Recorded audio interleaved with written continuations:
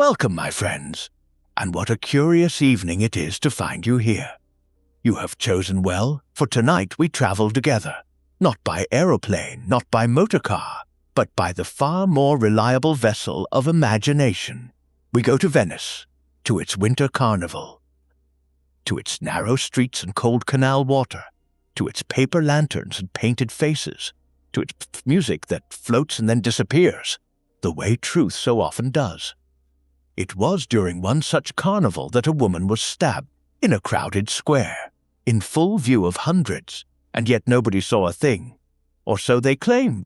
She wore a golden mask, elaborate, beautiful, and it is that mask, not the blade, not the motive, not the blood, that held the answer to everything. Monsieur Hercule Poirot understood this, eventually, though not, I confess, without a little struggle. He was not, on this particular occasion, at his most brilliant from the very first moment. He was tired. He had eaten a mediocre supper, and Venice, for all its beauty, was cold in February. But the little grey cells, they do not rest, even when their owner wishes very much that they would. The invitation to Venice it began, as so many of Poirot's unwanted adventures did, with a letter. He was sitting in his flat in Whitehaven Mansions on a grey Tuesday morning in late January, his second cup of tisane growing cold beside him, when Captain Hastings dropped the envelope onto the breakfast table with rather more enthusiasm than the occasion seemed to demand. "It's from Contessa Albani," Hastings announced, pulling off his coat and settling into the chair opposite. "Venice. Carnival season. She's inviting us both. All expenses, Poirot. The whole affair." Poirot did not reach for the letter immediately. He regarded it with the mild suspicion he reserved for things that appeared on the surface to be gifts. "The Contessa Albani," he repeated slowly. "I do not recall that we are acquainted with any Contessa Albani. We're not, but she says she knows of you. Read it." Poirot read it. It was written in a fine, slightly hurried hand on ivory paper that smelled faintly of something floral. Roses, perhaps, or something trying very hard to be roses. The Contessa wrote that she was hosting a small gathering of intimate friends during Carnival Week at her palazzo on the Grand Canal. She had, she explained, a matter of some delicacy that required the attention of a man of Poirot's particular gifts. She could not elaborate in a letter. She could only assure him that it was serious, that she was frightened, and that she trusted no one in Venice. Poirot set the letter down. "She is frightened," he said. "Yes, poor woman." Hastings leaned forward. "So we'll go, won't we? Venice in Carnival, it's once in a lifetime. The masks, the music, the canals." "Mon ami," Poirot said gently, "you are describing a holiday. I am considering a case. Can't it be both?" Poirot looked at him for a moment. Then, with the faint expression of a man who already suspects he will regret this, he folded the letter and placed it in his breast pocket. "Pack warmly," he said. Venice in February is not what the poets would have you believe. They arrived 2 days later, stepping off the train at Santa Lucia station into a pale winter afternoon. The cold came off the lagoon in quiet waves, cutting through wool coats and good intentions alike. Hastings was immediately enchanted.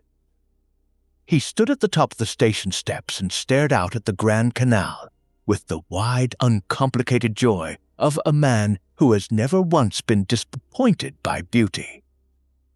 Poirot, beside him, turned up his collar and thought about his heating system back in London. "Magnifique," Hastings breathed. "It is wet," said Poirot, "and cold. And the vaporetto, I am told, is delayed." But even Poirot, as they glided down the Grand Canal in a private water taxi arranged by the Contessa, felt the city do something quietly remarkable to him. Venice did not announce itself. It simply appeared, one palazzo at a time, one arched bridge, one narrow calle disappearing into shadow. and before you had decided how you felt about it, it had already gotten under your skin. The Contessa's palazzo was on a quieter stretch of the canal, set slightly back from its neighbors, its facade the color of old bone with green shutters and window boxes that held, even in winter, the dry remains of something that had once been flowers. A manservant in a dark jacket met them at the water entrance and led them up a staircase of cold marble into a reception room that was warm, lamplit, and crowded with objects, paintings, small sculptures, silk curtains, the deep red of old wine. The Contessa herself appeared almost immediately. She was perhaps 60, though she carried it with the composure of a woman who had long since stopped being interested in what age thought of her. She was slim, well-dressed, and her eyes, dark, sharp, set in a pale face, moved to Poirot with an expression of naked relief. "Monsieur Poirot," she said, taking both his hands in hers, "you came." "Thank God. Contessa," he studied her face briefly but thoroughly, "you have not been sleeping." It was not a question. She acknowledged it with a slight tilt of her head. "No, not well." "Not since," she stopped, glanced at Hastings, then back to Poirot. "There is someone in my circle," she said quietly, "who means to do harm. I can feel it. I cannot prove it. I cannot even name them with any certainty. But I feel it, Monsieur Poirot, the way you feel a change in weather before the clouds arrive." Poirot was quiet for a moment. Behind him, he could hear Hastings shifting with polite patience. "Tell me everything," Poirot said at last, "from the beginning. Leave nothing out, not even the things that seem to you unimportant. It is always the unimportant things, Contessa, that turn out to matter most." She nodded, and she began. The City of Masks, the Contessa's story, took the better part of an hour. She told it carefully, in the measured way of someone who has rehearsed it many times in their own mind, but is saying it aloud for the first time. Poirot listened without interrupting. Hastings, seated slightly to one side with a small glass of grappa he had accepted more out of politeness than desire, listened too, though his attention drifted occasionally to the window, where the last grey light of the afternoon was dissolving into the particular blue-black darkness that belongs only to Venice in winter. The Contessa's trouble had begun, she said, 6 weeks earlier. Small things at first. A letter opened and resealed. She was certain of it, though she could not prove it. A conversation she had held in private that was somehow repeated back to her, almost word for word, by someone who should not have known of it. A piece of jewelry missing from her dressing table for 3 days, then returned without explanation or comment. "These are not crimes," she said. "I understand that. But they are violations. Someone is watching me, someone who is close to me, and at carnival." She paused. "At carnival, everyone wears a mask. It becomes impossible to know who is who, even among people you have known for years. That is what frightens me most." "You have guests arriving for the carnival week?" Poirot asked. 5. "They arrive tomorrow evening. Old friends, or people I have called friends at any rate for a long time." She listed them. A Roman art dealer named Ferretti, a retired English judge called Ashworth and his younger wife, a Venetian photographer by the name of Lucia Voss, and a Milanese widow, Signora Bruni, who had been the Contessa's closest companion for nearly 20 years. Poirot noted each name with the quiet precision of a man filing things into drawers he intends to open later. "And you suspect one of these 5? He asked. "I suspect all of them," the Contessa said simply, "and none of them." "That is the problem." The guests arrived the following evening, as promised, and the Palazzo Albani filled with the particular noise of people who know each other well enough to be comfortable, but not quite well enough to be honest. Poirot observed them at dinner. with the patience of a man who has learned that the first hour of any gathering tells you almost everything, provided you are paying attention to the right things. Ferretti, the art dealer, was a compact, energetic man in his mid-50s, with quick dark eyes and the habit of touching objects, a wine glass, a fork, the edge of the tablecloth, as though assessing their value. He spoke a great deal, mostly about himself, and laughed loudly at his own remarks. Judge Ashworth was his opposite in almost every respect. Tall, deliberate, gray-haired, with the carefully maintained stillness of a man accustomed to being the most important person in any room. His wife, Eleanor, was perhaps 30 years his junior, pretty in a quiet, slightly strained way, with the look of someone who had grown skilled at occupying as little space as possible. Lucia Voss arrived late, with camera equipment and no apology. She was angular, striking, perhaps 40, with close-cropped dark hair and the unsettling habit of looking at people as though she were already framing them in a photograph. She sat next to Hastings at dinner and asked him, within the first 5 minutes, whether he had ever been the subject of a portrait. "Good Lord," Hastings said afterward to Poirot. "Remarkable woman. Bit unnerving." "Most remarkable things are," said Poirot mildly. Signora Bruni, the Milanese widow, was warm and silver-haired and laughed easily. She fussed over the Contessa with genuine-seeming affection, straightening a napkin here, refilling a glass there. She reminded Poirot, in a general way, of someone's favorite aunt, which, in his experience, meant precisely nothing. Carnival began the following morning. Venice transformed overnight into something that was no longer quite Venice, or rather, it became a more honest version of itself, the version that had always existed underneath the ordinary surface. The streets filled with figures in elaborate costume, plague doctors with long-beaked masks, courtiers in powdered wigs and silk coats, harlequins in black and white, and everywhere the simple white, about a mask, blank and expressionless, that had been the disguise of Venetian citizens for centuries. Poirot walked with Hastings through the Sestiere di San Marco that first morning, hands in his coat pockets, watching. "Extraordinary, isn't it?" Hastings said. "You genuinely cannot tell who anyone is." "That," said Poirot, "is precisely the point. Makes it a bit sinister when you think about it." "When you think about it, mon ami, most things do. They passed through Campo San Stefano, where a small orchestra was playing beneath a canopy of colored lights, and turned down a narrow calle that opened suddenly onto a smaller square. Children in masks chased each other around a stone well.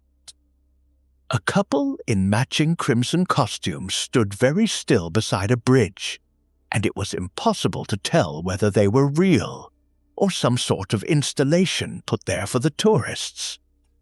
Poirot stopped walking. Hastings turned. "Everything all right?" "I am thinking," Poirot said, which was his way of asking to be left alone for a moment. He stood in the thin winter sunshine and thought about masks. Not the paper and plaster ones around him, but the other kind. The ones people wore every day. The ones that were so well fitted that even the wearer had sometimes forgotten they were wearing one. All. The Contessa was frightened. Someone in her circle was watching her, moving through her private life with a careful, deliberate hand. And in 48 hours this city would be at its most chaotic, its most anonymous, its most dangerous. Poirot had a feeling, not yet a thought, nothing so organized as a thought, but a feeling, low and certain, the way you feel the ground shift slightly before you understand there has been an earthquake. Something was coming, he did not know what, he did not know when, he did not know yet who, but it was coming. He straightened his coat, smoothed his mustache with 2 precise fingers, and walked on through the city of masks. The night of blood and gold. The night of the murder was a Thursday. Poirot would remember this afterward, not because Thursday held any particular significance, but because he had spent most of it wishing he were somewhere else. His feet were cold. He had developed a mild but persistent headache somewhere around 6 in the evening that 2 aspirin and a cup of weak hotel tea had done nothing to improve. And the crowds in the Piazza San Marco, where the Contessa had arranged for her party to gather for the main carnival procession, were considerably larger and noisier than he had anticipated. Magnificent, Hastings said for approximately the 4th time that hour. Said Poirot. He was wearing a mask himself, a simple black one, at the Contessa's insistence, since appearing at carnival without one was apparently a social offense of some gravity. It sat uncomfortably across the bridge of his nose and did nothing for his headache. The piazza was extraordinary, he would admit that much. Thousands of people in costume moved through the great square beneath a sky of cold, clear stars, torches and lanterns, throwing warm gold light across stone that had stood there for 1,000 years. The basilica rose at the far end, its domes dark against the darkness above them, and from somewhere across the water came the sound of a brass band playing something festive and slightly melancholy, at the same time the way Venetian music always seemed to manage. The Contessa's party had been given a reserved position near the central zoggia. Herself, Hastings, Poirot, and the 5 guests, all in costume. Ferretti had come as a Venetian nobleman of the 16th century, in deep blue velvet and an elaborate feathered hat. Judge Ashworth wore a plain black domino with a white mask, anonymous and severe. Eleanor Ashworth was dressed as Columbina, the traditional carnival character, in red and gold, with a half-mask trimmed in tiny pearls. Lucia Voss had refused a costume on principle, but had consented to a simple white mask pushed up on top of her head. Signora Bruni wore deep green silk, and the kind of warm, elaborate bird mask that looked as though it had taken someone several months to construct. And the Contessa herself. She was dressed in silver. The gown was old, genuinely old, Poirot thought. Not a costume, but an actual antique dress of heavy brocade that moved stiffly when she walked. Over her face she wore the golden mask. It was the most striking object Poirot had seen in some time. Not large, it covered only the upper half of the face, but wrought with extraordinary delicacy. The gold was not paint but actual gilded surface, worked into a pattern of tiny flowers and vines around the eyes. The edges were set with small dark stones that caught the torchlight and threw it back differently each time she moved. It was beautiful and strange, and somehow, in a way Poirot could not immediately explain, slightly wrong. He filed the feeling away and said nothing. The procession began at 9. It moved through the piazza in a slow river of color and noise. Acrobats, drummers, elaborate floats, carrying figures in historical costume, groups of revelers who had been drinking since early afternoon and were now expressing their national character with considerable volume. The Contessa's party watched from their position near the loggia, and for a while everything was, if not pleasant, at least ordinary. Poirot found himself standing near Eleanor Ashworth, who had said very little all evening. Under the pearl-trimmed Columbina mask, her eyes were watchful. He had noticed this about her at dinner, too, that she watched. Not with the calculating intensity of Lucia Voss, but with the quieter attention of someone who has learned that it is safer to observe than to participate. "You are enjoying the evening, madame?" he asked her. She turned to him. A small pause before she answered. "It's very beautiful," she said. The English of someone for whom the words are correct but the feeling behind them is elsewhere. You have attended carnival before? Once. A long time ago. Another pause. Before I was married. Something in the way she said it made Poirot look at her more carefully. But the procession surged at that moment, and she turned away, and the conversation was over before it had properly begun. It was at 10 that the screaming started. Not the general noise of the crowd. This was different. A concentrated, sharp eruption of sound from the far side of the piazza near the mouth of the Calle dei Fabbri that spread outward through the crowd the way a stone spreads rings in still water. Poirot was moving before he had consciously decided to move, pushing through the press of bodies with surprising speed for a man of his build and age. Hastings was beside him almost immediately. He had always been quick in a crisis, whatever his other limitations. They broke through the outer ring of the crowd into a small cleared space that had formed with the instinctive human impulse to surround a disaster while simultaneously retreating from it. She was on the ground. A woman in a silver gown and a golden mask, lying on the old stone of the piazza with one arm extended and the other folded beneath her, as though she had simply sat down and then continued downward. The golden mask still covered her face. The silver gown had spread around her in a wide arc, and against the silver there was a dark stain, growing slowly, that the torchlight turned deep amber. Poirot knelt beside her without hesitation, his headache entirely forgotten. The pulse at her throat was there, faint, unsteady, but present. "She is alive," he said sharply. "Summon a doctor immediately." And the police. Hastings was already moving, shouting in loud, clear English for an ambulance, which was not ideal, but was the best available option under the circumstances. Poirot looked at the wound. A single stab. Left side, from behind or from the side, he thought, though he would not commit to that yet. Whoever had done this had known what they were about. Or had been very lucky.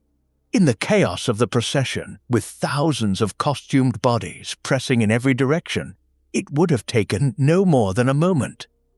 A step forward, a movement of the hand, a step back into the crowd, and gone. He looked up at the circle of masked faces surrounding them and felt something cold move through him that had nothing to do with the February air. Any one of them could have done it. Every single face was hidden. He looked back down at the woman on the ground, and then, carefully with 2 fingers, he lifted the edge of the golden mask.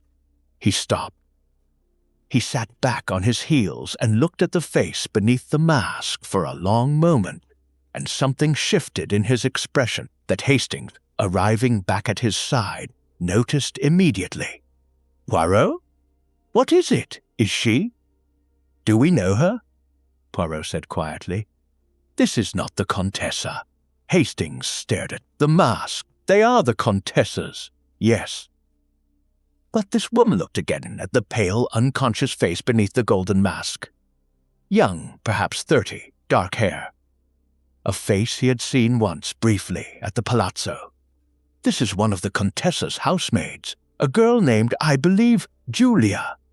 Hastings crouched beside him. "But then where is the Contessa?" Poirot was already standing, already scanning the surrounding crowd with eyes that were very sharp and very still. "That," he said, "is the question that matters. Someone dressed this girl in the Contessa's costume. Someone gave her the golden mask to wear tonight." He paused. "Someone who knew that in a crowd of thousands, in the dark, nobody looks beneath the mask." He turned to Hastings, and for the first time that evening the headache was entirely gone. "The Contessa," he said. "Now, and Hastings, yes, be careful who you trust. In this city tonight, anyone might be anyone." The body behind the mask, they found the Contessa 40 minutes later. She was in her palazzo, sitting in the lamp-lit reception room where she had first received them, wearing a plain grey dressing gown and holding a cup of something hot in both hands, as though the warmth of it were the only thing keeping her anchored to the present moment. She was unharmed. She was, however, not entirely calm, though she was doing an admirable job of appearing so. Poirot came in ahead of Hastings, took one look at her, and sat down in the chair directly opposite without being invited. "Tell me," he said, "about Julia." The Contessa's composure shifted, not dramatically, but enough. A small tightening around the eyes, a slight adjustment of her grip on the cup. "She has been with me for 2 years," she said. "A good girl, quiet, reliable." She stopped. "Is she? She is alive. The wound is serious, but the doctors believe she will recover." Poirot watched her exhale. "Contessa, I must ask you something, and I need you to think carefully before you answer. Did you ask Julia to wear your costume tonight?" "No. Immediate. Certain. Did anyone, to your knowledge, have access to your costume and mask before this evening?" A pause this time. "It was laid out in my dressing room from yesterday afternoon. Anyone in the palazzo could have." She stopped again. "Anyone with access to that floor, which means your guests." She said nothing, which was, Poirot reflected, its own kind of answer. "Contessa, you left the procession early, before 10 o'clock. Why?" She set her cup down on the small table beside her. "I felt unwell. The crowd, the noise. I developed a headache and asked Signora Bruni to accompany me back. She walked with me as far as the bridge and then returned to the others." A slight pause. "I came back alone, and you did not think to tell anyone else in your party that you were leaving? That you had given your costume and mask to a housemaid?" "I did not give them to her." Her voice was firm, but something underneath it was not. "I tell you, Monsieur Poirot, I did not do that." Poirot looked at her steadily for a moment. Then he nodded once and stood. "I believe you," he said. "Which means someone else did." Hastings was waiting in the entrance hall, having spent the intervening time attempting to manage the arrival of the Venetian police with his Italian, which was enthusiastic and almost entirely incorrect. The inspector who had been assigned to the case was a lean, unhurried man named Battistini, who had the expression of someone who had seen everything Venice's carnival had to offer over a long career, and had formed a low opinion of most of it. Poirot, spoke briefly in French, which Battistini managed adequately. The inspector was cooperative, more so than Poirot had expected, and agreed, after some diplomatic navigation, to allow Poirot to pursue his own inquiries, provided he shared anything of material importance. "You think this is attempted murder?" Battistini asked. "I think," Poirot said carefully, "that someone intended the woman in that golden mask to be found stabbed in the piazza. Whether they knew it was the housemaid rather than the Contessa, that is the question I cannot yet answer." Battistini looked at him. "You think the Contessa was the intended victim? I think it is the most probable explanation, though I have been wrong before." He said this without particular drama, as simple fact. "Not often. But it has occurred."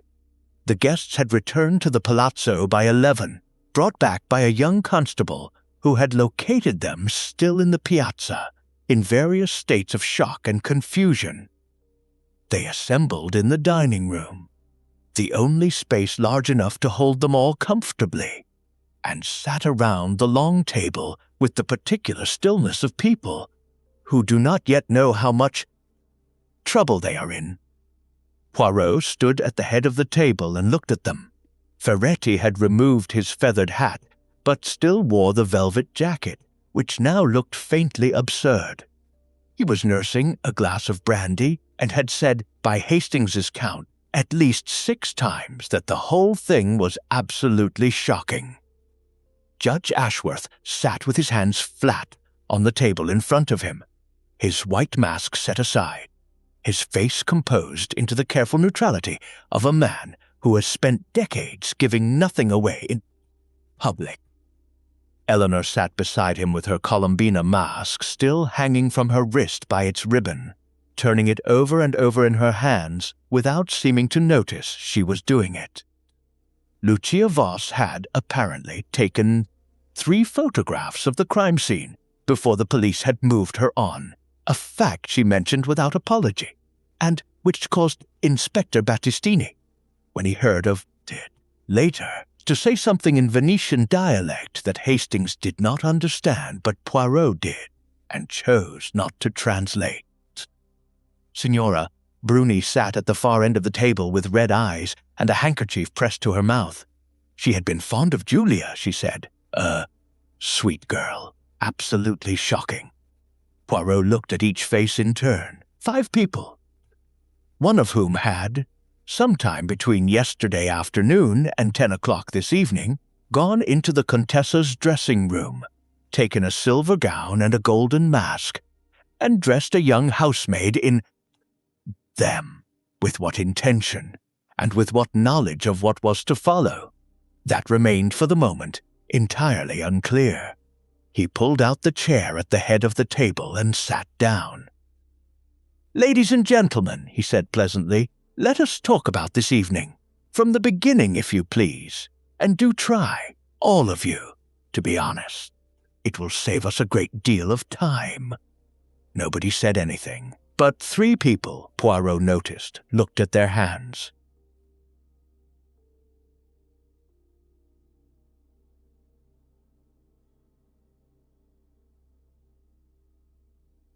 Filled silences with words, and words, however carelessly given, were always useful. "You were standing near the Calle dei Fabbri when the screaming began," Poirot said. "Is that correct?" Ferretti set down his brandy glass. "I was moving in that direction, yes. The procession had become rather congested near the loggia, and I wanted a better view of the floats coming from the east side." He spread his hands, an expansive, very Italian gesture of innocence. "I heard the screaming, and naturally I went to see what had happened, like everyone else." "Naturally," said Poirot. "And before that?" "During the procession itself, you remained with the group, more or less. These things are fluid, you understand. People move. The crowd pushes one this way and that.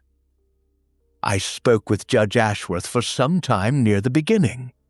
Then I lost him in the crowd, and found myself near the young English ladies from the hotel next door, who were very charming and very cold, and wanted to know if I could recommend a good restaurant."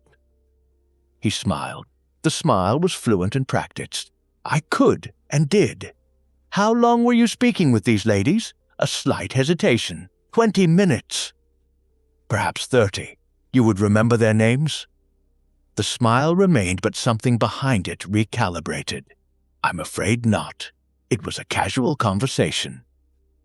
"Carnival, Monsieur Poirot. One meets many people." "Indeed," said Poirot agreeably. "One does." Judge Ashworth gave his account with the precision of a man accustomed to giving evidence. He had remained near the loggia for the first part of the procession, he said. He had spoken with Ferretti. He had spoken briefly with his wife. At approximately 9:45, he had moved slightly to the left of the group, no more than 10 or 15 meters, to observe a particular float that had caught his attention. He had remained there until the commotion began. He had not at any point been near the Calle dei Fabbri. "And your wife?" Poirot asked. "She was with you during this time?" A pause, brief, but Poirot caught it. "She was nearby. Nearby, but not with you. We do not stand in each other's pockets, Monsieur Poirot. We are not children. Of course not." Poirot turned slightly in his chair. "Madame Ashworth, where were you at 9:45? Eleanor Ashworth had stopped turning the mask over in her hands. She set it on the table in front of her with deliberate care, as though placing something fragile on a high shelf. "I was watching the procession," she said. "With your husband?" "Near my husband, and before 9:45, a small silence. I walked a little. The crowd near the loggia was very dense, and I felt rather pressed in. I moved toward the south side of the piazza for some air. Alone? Yes. For how long?" She met his eyes directly. She had, he noticed, very steady eyes for someone who was not entirely telling the truth. "Perhaps 15 minutes. Poirot nodded slowly. He did not press her further. Not yet. But he made a small, precise note in the back of his mind and moved on. Lucia Voss was, of all of them, the least concerned with appearing cooperative. She sat back in her chair with her arms folded and answered Poirot's questions with the economy of someone who considers conversation a mild imposition. She had spent the majority of the evening photographing the procession, she said. She had moved freely through the crowd. She was accustomed to moving through crowds. It was her profession. She had no fixed position and no fixed companions. She had been everywhere and nowhere in particular. "You photographed the procession," Poirot said. "All of it. From 9 until the commotion, continuously." Poirot regarded her with mild interest. "Then your photographs may be of considerable value to this investigation. They may show us where various members of this party were standing at various times." Something moved across Lucia Voss's face. Not guilt, not quite, but a sudden, sharp attention, as though she had not considered this possibility and was now considering it very rapidly. "I suppose they might," she said carefully. "We will need to see them. All of them." A pause. "Of course," she said, and for the first time that evening she looked very briefly uncomfortable. Signora Bruni wept a little before she spoke, and then composed herself with the efficiency of a woman who has had occasion to compose herself before. She had walked with the Contessa as far as the Ponte della Paglia when the Contessa had felt unwell, she said. She had offered to accompany her all the way back to the palazzo, but the Contessa had insisted she return to the others, so she had returned. She had rejoined the group near the loggia at approximately 10:10. "You were gone from the group for how long?" Poirot asked. "Oh, 20 minutes, perhaps a little more. Long enough to walk with Rosaria to the bridge and come back. And during this time, walking to the bridge and returning, did you see anyone you recognized? Anyone from this party, perhaps? Away from the main group?" Signora Bruni thought. She was a careful thinker, slower than she appeared, Poirot suspected, but more thorough. "I saw Ferretti," she said at last, "near the Piazzetta, speaking with some tourists, I think. And She stopped. "Yes? I thought I saw Eleanor, Madame Ashworth, near the entrance to the Cal dei Fabbri." A small frown. "But it was dark, and there were so many people in costume. I cannot be certain." Poirot glanced at Eleanor Ashworth. "She was looking at the table? You did not think to mention this sooner, Signora?" he asked Bruni gently. "I did not want to." She spread her hands. "It might have been anyone. The costumes, the masks. I did not want to make trouble for Eleanor over something I could not be sure of." "I understand," said Poirot. "You are a kind woman, Signora Bruni." He paused. "Kindness, however, is a luxury we may not be able to afford at present." After they had gone, sent to their rooms by Inspector Battistini, with instructions not to leave the palazzo until further. Notice, Poirot sat alone at the long dining table for a few minutes, with a cold cup of coffee he had not touched, and his small notebook open in front of him. Hastings appeared in the doorway. "Well? What do you make of it?" "I make of it," Poirot said slowly, that at least 3 of the people in this room tonight were somewhere they would prefer not to account for between 9:30 and 10. 15. He tapped his pen against the notebook. Ferretti with his unnamed English ladies, Eleanor Ashworth with her 15 minutes of air, and Signora Bruni, who saw Eleanor near the Calle dei Fabbri and said nothing until I drew it from her. You think one of them did it? I think one of them knows considerably more than they have told us. And I think the photographs of Mademoiselle Voss will be very interesting indeed. She understood this the moment I mentioned it. Did you notice? She did go a bit quiet. A bit quiet, Poirot repeated, with the faint tone of a man for whom this was an understatement of some magnitude. He stood straightening his jacket. Tomorrow we look at the photographs, and tomorrow we speak again with Julia, if she is well enough. He picked up his notebook. And Hastings? Yes? Tomorrow we also look more carefully at the golden mask itself. He paused in the doorway. I have been thinking about it since the piazza. There is something about it that is not right. Something I saw and did not properly see. Hastings frowned. It's just a mask, surely? Poirot looked at him with an expression of patient, affectionate exasperation. Mon ami, he said, in this particular case, I rather think the mask is everything. The mask speaks. Poirot did not sleep well. This was not unusual for him when a case was in its middle stages. That uncomfortable territory between the first facts and the final clarity. When the little grey cells were working, but had not yet arrived anywhere satisfactory. He lay in his room at the palazzo, listening to the sounds of Venice at 2 a.m. Water against stone, a distant bell, the occasional low thrum of a boat engine somewhere on the canal, and thought about masks, not the golden one specifically. Not yet, just masks in general. The thing about a mask, he thought, staring at the ceiling in the dark, was that it did 2 things simultaneously. It hid the face beneath it, and it announced very clearly and deliberately a different face to the world. It was not merely concealment, it was replacement.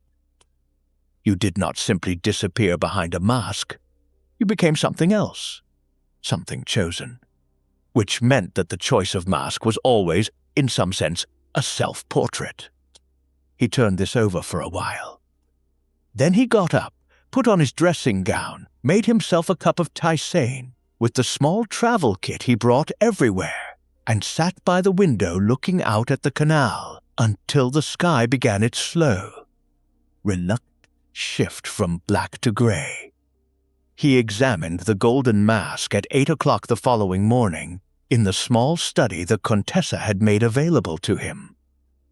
Inspector Battistini had released it from the immediate crime scene. The girl Julia had been taken to hospital. The piazza had been processed as well as was possible, given that 10,000 people had walked through it, and the mask had been carefully bagged and tagged, and was now, by mutual agreement, in Poirot's temporary custody. He set it on the desk under the window, where the morning light fell across it cleanly, and looked at it for a long time without touching it. It was, as he had thought in the piazza, extraordinary work. The gilded surface was not the cheap spray paint gold of a costume shop. It was genuine, painstaking work, the kind that required skill and time and considerable expense. The pattern of flowers and vines around the eye openings was executed with a delicacy that reminded him of certain Flemish manuscript illustrations he had seen once in a Brussels museum, many years ago. The dark stones set along the edges were garnets. He was fairly certain of that, small and very deep red, almost black in certain lights. He picked it up. It was lighter than it looked. The base was plaster, he thought, under the gilding, traditional Venetian carnival masks construction. He turned it over and examined the interior, and there he stopped.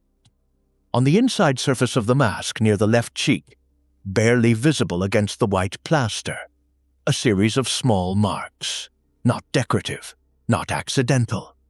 He carried the mask to the window and held it at an angle to the light. Letters. Tiny, precise, written with something sharp, a pin perhaps, or a very fine instrument, into the plaster itself rather than on the surface, so they would not be visible from outside. So they would be readable only by the person wearing the mask, looking inward. He read them twice. Then he set the mask down very carefully and stood very still for a moment. Stanza 17. Sotto pavimento, prima di mezzanotte, room 17, under the floor, before midnight. Hastings arrived at 8:30 to find Poirot seated at the desk with his notebook open and an expression on his face that Hastings had learned over many years to interpret correctly. "You've found something," Hastings said. "I have found several things," Poirot said. "Sit down." Hastings sat. "The mask," Poirot said, "was not merely a disguise. It was a message. A communication between two people, written on the inside where only the wearer could read it." He showed Hastings the inscription, indicating with his pen the small scratched letters. Someone wanted the person wearing this mask to go to room 17, somewhere we do not yet know where, and to look under the floor. Before midnight, Hastings stared at it. Good Lord. But the Contessa was supposed to be wearing it. So the message was for her? That is the most obvious interpretation. Yes, but she didn't wear it. The housemaid did. Julia wore it. And Julia, if she read the inscription at all, which we do not know, either did not understand it or did not act on it before she was attacked. Poirot turned the mask over in his hands once more. Or she did act on it, and the attack followed from that. Hastings was quiet for a moment, absorbing this. So whoever wrote this message, they're connected to the attack? Connected, certainly. Whether they are the same person who arranged the stabbing, that I cannot yet say. Poirot set the mask down. But consider the sequence, Hastings. Someone writes a hidden message inside the Contessa's mask. Someone then ensures that a different woman is wearing that mask at the carnival. That woman is stabbed. The question I am asking myself is this: was the attack intended for whoever wore the mask, regardless of who it turned out to be? Or was it intended specifically for the Contessa, and the attacker did not realize, in the darkness and the crowd, that the wrong woman was wearing it? Strikes me the second one is more likely. It strikes me so too. But then we must ask, who wrote the message? Was it the same person who arranged the switch of costume? And if so, why draw the Contessa to room 17 with one hand and stab her in the piazza with the other? He shook his head slightly. Two separate people, perhaps. Two separate plans. Colliding in the dark. That would make it considerably more complicated. Yes, said Poirot. It would, and it does. He spoke with Lucia Voss about the photographs at 10 o'clock. She had developed them. She worked, she explained, with both digital and film, and these particular photographs had been taken on film, which meant the results had required some hours of processing. She spread them on the dining room table without ceremony, perhaps 30 prints of varying sizes, black and white. The carnival crowds caught in the particular frozen life of a good photograph. Poirot went through them slowly, carefully, one by one. They were excellent photographs. Voss had a genuine eye. The images were composed with the instinctive, slightly predatory precision of someone who sees the world primarily as a series of frames, faces in masks, figures in costume, the vast, indifferent beauty of the piazza behind them. He found what he was looking for in the 19th photograph. It showed a section of the crowd near the south entrance of the piazza, taken at according to the timestamp Voss had noted in the margin, 9:52. In the middle distance, partly obscured by a figure in a harlequin costume, two people were standing very close together. Their body language was not the casual proximity of strangers pressed together by a crowd. It was deliberate, conspiratorial. One of them was wearing a plain black domino. The other, and here Poirot looked for a long time, was wearing a deep green silk costume and an elaborate bird mask. He straightened up slowly. "Mademoiselle Voss," he said, without looking at her. "I take everything intentionally." "Of course." He picked it up and held it toward the light from the window. "You recognized these two people when you took it?" A longer pause this time. "Yes," she said at last, quietly. "I recognized them, and you said nothing last night." "I wasn't certain what I had seen meant anything." Poirot turned to look at her then. His expression was not unkind, but it was very direct. "Mademoiselle, in my experience, when a person of your intelligence is not certain whether something means anything, it invariably means a great deal." He set the photograph down on the table between them. "Now, tell me what you saw." 7 Poirot's Duke Lucia Voss told him. It did not take long. She was not, at heart, a woman who enjoyed withholding things. She had simply been waiting, Poirot suspected, for someone to ask her directly enough that she had no socially acceptable reason to continue not answering. The two figures in photograph 19 were Judge Ashworth and Signora Bruni. She had recognized them by their costumes, the plain black domino and the green silk, and by something less definable, the particular way each of them stood, which is a thing that costumes and masks cannot entirely conceal in people you have observed closely for several days. They had been speaking with great intensity, she said, heads close together. At one point, Ashworth had taken Bruni's arm, not roughly, but firmly, the way you take someone's arm when you want to be certain they are listening. Voss had photographed them because she photographed everything, and because something about the image had interested her compositionally. She had not at the time thought a great deal about what it meant. Afterward, after the screaming, after the police, after the long night, she had thought about it considerably more. "Why did you not tell me last night?" Poirot asked. Voss was quiet for a moment. "Because I have known Renata Bruni for 11 years, she said. "And because I am not in the habit of handing people to the police on the basis of a photograph of two people talking." "That is a reasonable position," Poirot said.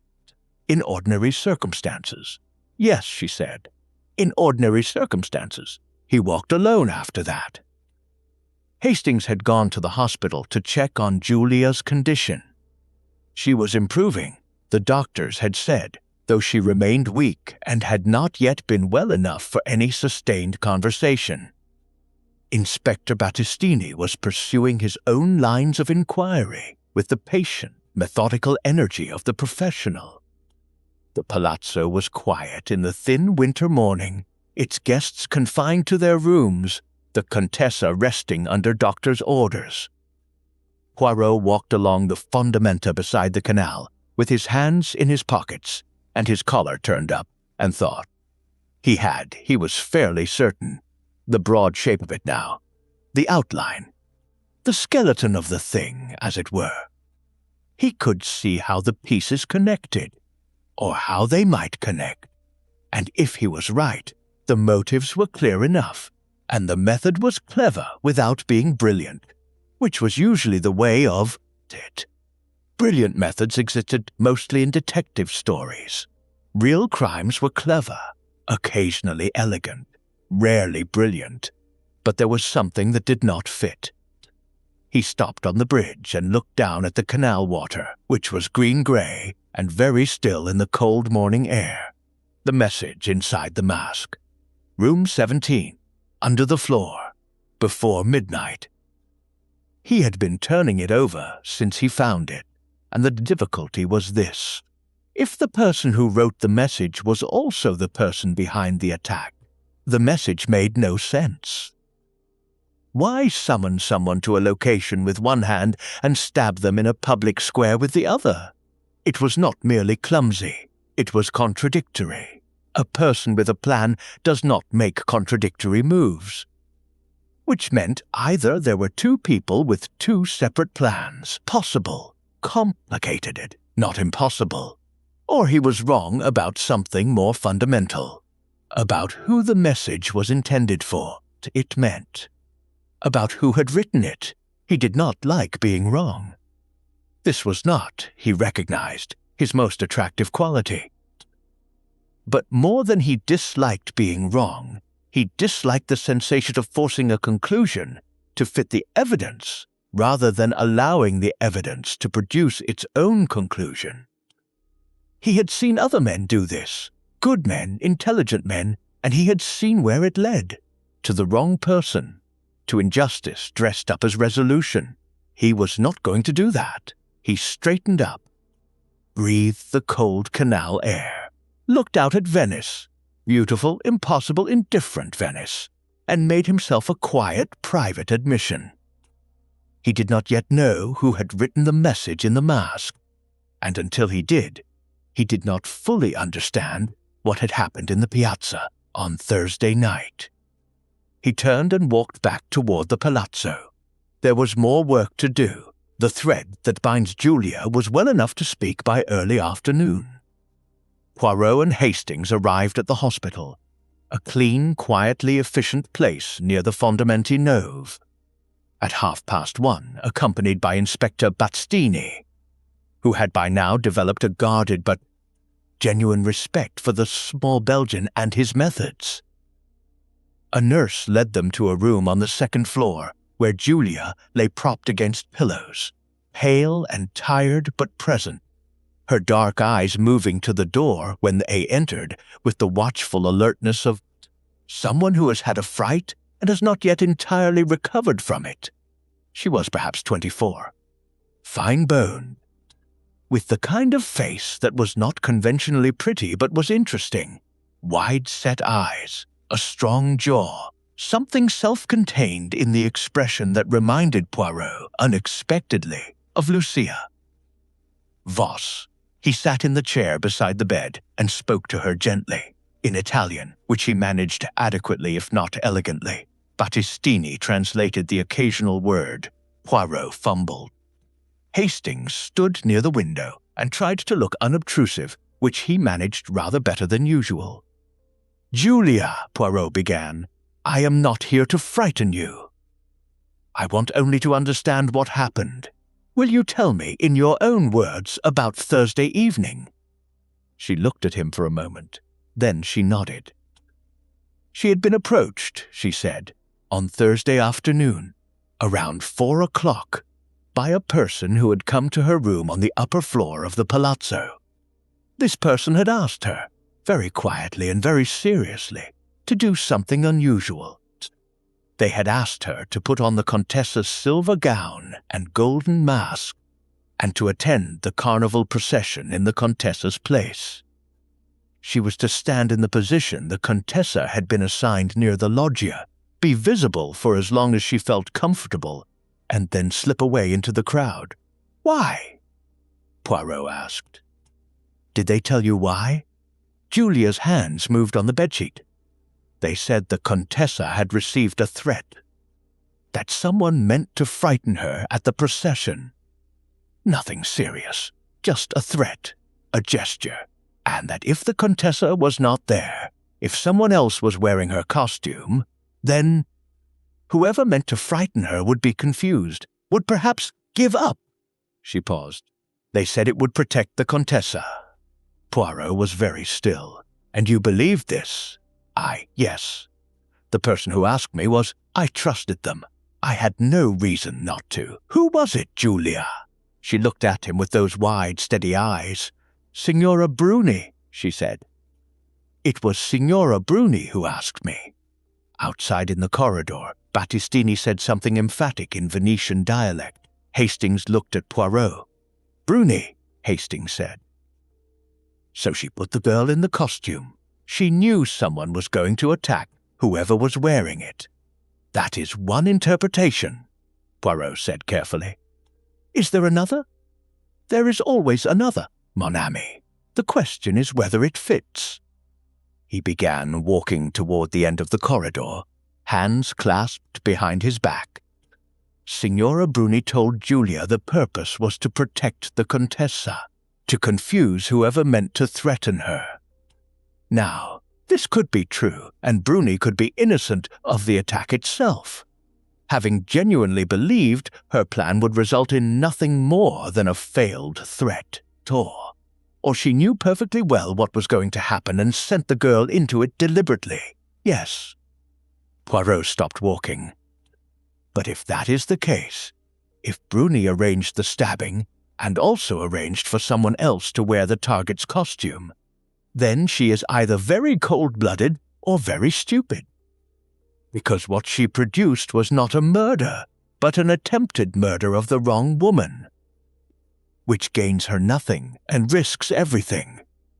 Battistini, who had been following this exchange with concentrated attention, spoke.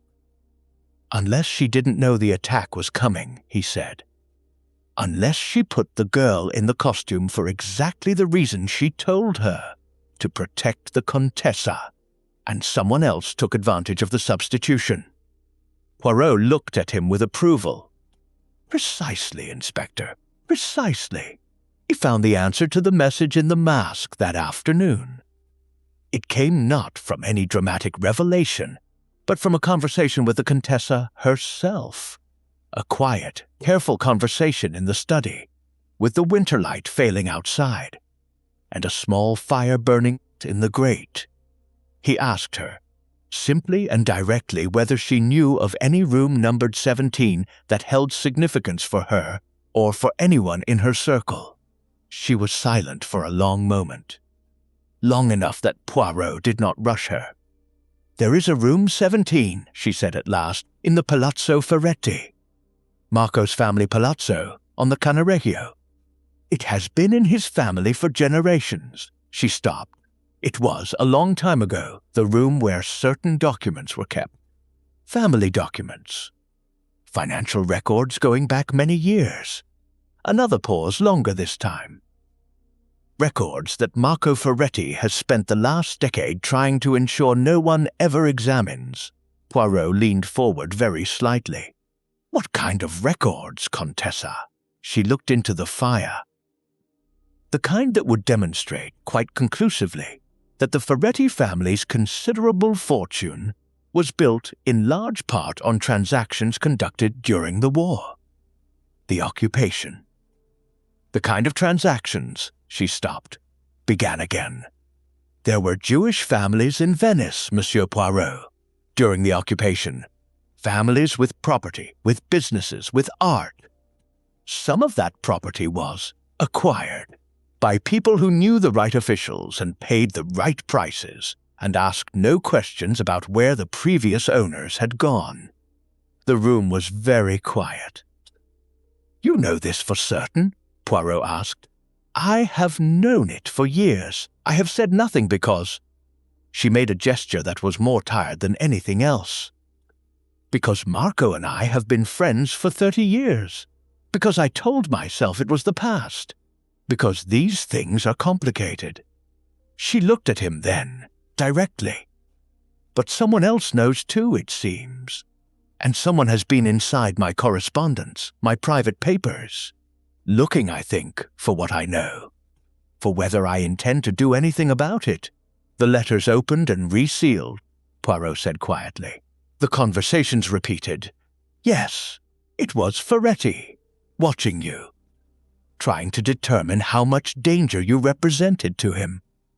She said nothing, but her hands in her lap tightened slightly. Poirot sat with Hastings that evening and laid it out. The message inside the mask had been written by Judge Ashworth. This he had confirmed through a careful examination of the handwriting against a letter. Ashworth had written to the Contessa regarding his travel arrangements. Ashworth, it emerged, had spent 2 years in Venice earlier in his career as a young barrister, and had during that time conducted a quiet, private investigation into wartime property crimes, an investigation he had never been able to bring to any conclusion, because the evidence, the physical records, remained locked in room 17 of the Palazzo Ferretti, to which he had never had access.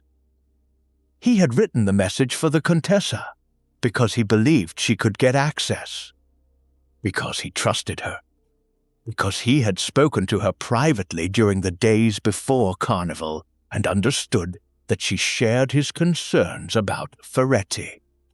He had not told her directly, afraid perhaps of frightening her or of being wrong, but had placed the message in her mask, knowing she would find it when she put it on. Knowing she would understand. He didn't know she wasn't going to be wearing it, Hastings said. No one knew that, except Signora Bruni. And whoever attacked Julia in the piazza. Hastings was quiet for a moment. So Ferretti found out about the message somehow, and had the girl attacked, thinking it was the Contessa. He could not allow the Contessa to go to room 17, could not allow those records to come to light. Poirot looked at his notebook. But how did Ferretti know about the message? He could not have read it. It was inside the mask, invisible from outside. Unless... He stopped. He sat very still for approximately 4 seconds. Then he stood up, reached for his coat, and said, with considerable urgency, "Hastings, we need to speak with Signora Bruni, right now, before she speaks with anyone else." Hastings was on his feet immediately. "You know who stabbed the girl?" "I know everything," Poirot said quietly. "I have known most of it for several hours. I was simply waiting for the last piece to show itself." He buttoned his coat with quick, precise movements. "It has just done so. The grand reveal. They gathered in the dining room at 8 o'clock. It was Poirot who had asked them to assemble. All of them, the Contessa included, and something in the way he had asked, quiet and absolute, had produced compliance without argument. Even Ferretti, who had spent the afternoon in his room and emerged at dinner looking considerably less expansive than usual, took his seat without protest. Inspector Battistini stood near the door. He had brought one constable positioned discreetly in the entrance hall. He had learned by now that when Poirot asked for a room, it was wise to provide one, and then wait. Poirot stood at the head of the table. He did not sit. He looked at each face in turn. Ferretti, the Ashworths, Lucia Voss, Signora Bruni, the Contessa, and took a moment of silence that was not theatrical but simply necessary. He was organizing, arranging the pieces in the order they needed to be placed. Then he began. "I will start," he said, "not with the crime but with the fear that preceded it. Because this entire affair began not with a knife in a piazza, but with a woman who could not sleep. The Contessa Albani had known for many years a thing she had chosen not to act upon, that her old friend Marco Ferretti had built his considerable fortune on a foundation that did not bear examination, wartime transactions, property taken from families who were no longer in a position to object. He did not look at Ferretti as he said this. She had told herself it was the past, that there was nothing to be done. People tell themselves this. It is a comfortable position until it becomes impossible to maintain. He paused. What disturbed that comfort was not a moral awakening, Contessa. Forgive me, but a practical one. Someone began moving through your private life. Letters opened. Conversations repeated. A piece of jewelry removed and returned. You understood that someone was watching you, assessing how much you knew and how much danger you represented. Ferretti, the Contessa said. Her voice was steady. Yes, Ferretti. who had learned, through means I will come to, that you had been approached by someone with an interest in the old records, that you might finally be persuaded to act. He turned to the art dealer now. Ferretti sat very still, his hands flat on the table, the expansive ease of him entirely gone. What remained was something harder and considerably less pleasant. You had spent years ensuring those records in room 17 of your family, palazzo, remained inaccessible. But you could not destroy them. They were too entangled with legitimate family documents, and you could not move them without risk. So you watched. Anyone who came too close, you watched them. Judge Ashworth, Poirot continued, turning to the older man, had been trying to reach those records for the better part of 2 decades. He had conducted a quiet, private investigation for years, motivated, I believe, by genuine principle rather than personal gain, which is to his credit. He had established through other sources what the records contained, but he needed physical evidence, and he needed an ally with access to the Contessa's circle. Poirot paused. He chose the most direct method available to him. He wrote a message inside the Contessa's golden mask, knowing she would find it when she put it on. Knowing she would understand, Ashworth said nothing, but he did not look away. He did not tell you directly, Poirot said to the Contessa, because he was not certain how far you were prepared to go. He needed to gauge your response. If you went to room 17 and found what he believed was there, your response would tell him everything. The message, Hastings said from his position near the window. He had been silent so long the room had almost forgotten him. How did Ferretti know about it? He couldn't have seen it inside the mask. No, said Poirot. He could not. He turned now to the far end of the table. Signora Bruni, you have been the Contessa's closest companion for 20 years. You have also, for the last 3 years, been Marco Ferretti's most valuable source of information about her. The room went very still. Signora Bruni's face had not changed dramatically. It was more acetylene, as though something that had been held in position by considerable effort was now finally allowed to drop. You told him, Poirot said quietly. Not everything. I do not think you understood everything, but you listened, as you have always listened, and you reported, and you told yourself that what you were doing was harmless, that you were simply keeping the peace between old friends, that Marco only wanted to know if Rosaria was upset with him, concerned about something. I didn't know, Bruni said. Her voice was very low. I didn't know what he intended to do with what I told him. What did you tell him, Signora? Specifically. A long pause. I told him that Rosaria had received a letter from Ashworth, that they had spoken privately before Carnival, that Ashworth had, that he had spoken of room 17. She stopped. I didn't know what it meant. Marco said it was a misunderstanding about some property matter. I believed him, and when Ashworth put the message inside the mask, how did you know of that? I didn't, not specifically. Marco told me, the night before Carnival, that he was concerned about Rosaria wearing the mask at the procession, that he had heard, from a source he wouldn't name, that something might happen, that Rosaria might be in danger. She closed her eyes briefly. He asked me to make sure she didn't wear the costume, to think of something. So you went to Julia, Poirot said, and you constructed a story about a threat, about protecting the Contessa, and you sent a young girl out into the piazza wearing a golden mask, believing you were doing a sensible and protective thing. Yes, while Marco Ferretti, who had given you just enough information to make you useful and not enough to make you dangerous, arranged for that golden mask, and whoever was wearing it, to be dealt with in the crowd. Bruni put her hands over her face. Ferretti moved then. It was not dramatic, not the sudden lunge of a cornered man in a cheap thriller.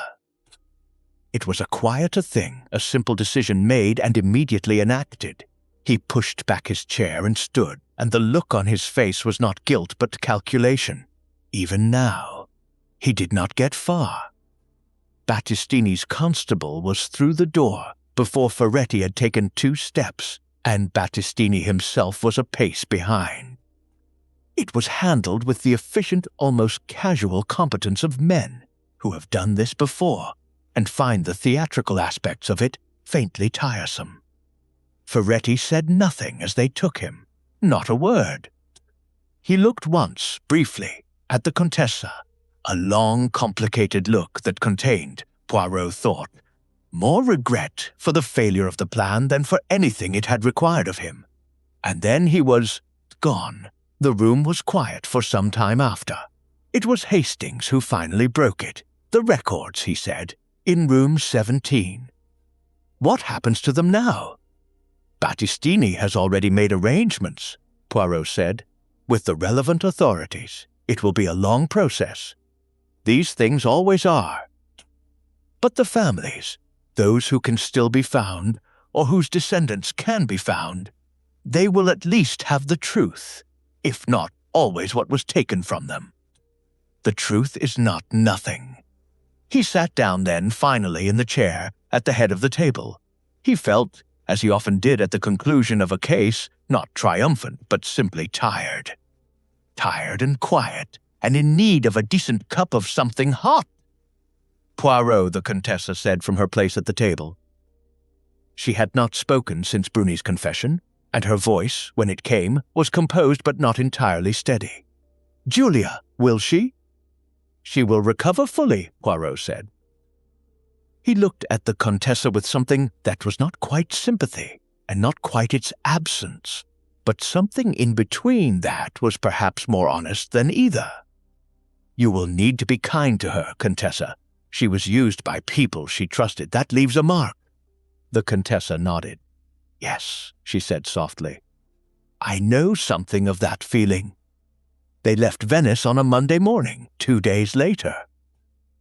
Poirot stood on the deck of the Vaporetto as it pulled away from the station and looked back at the city, at its impossible, waterlogged, beautiful, treacherous self, and thought that he understood it slightly better now than he had when he arrived.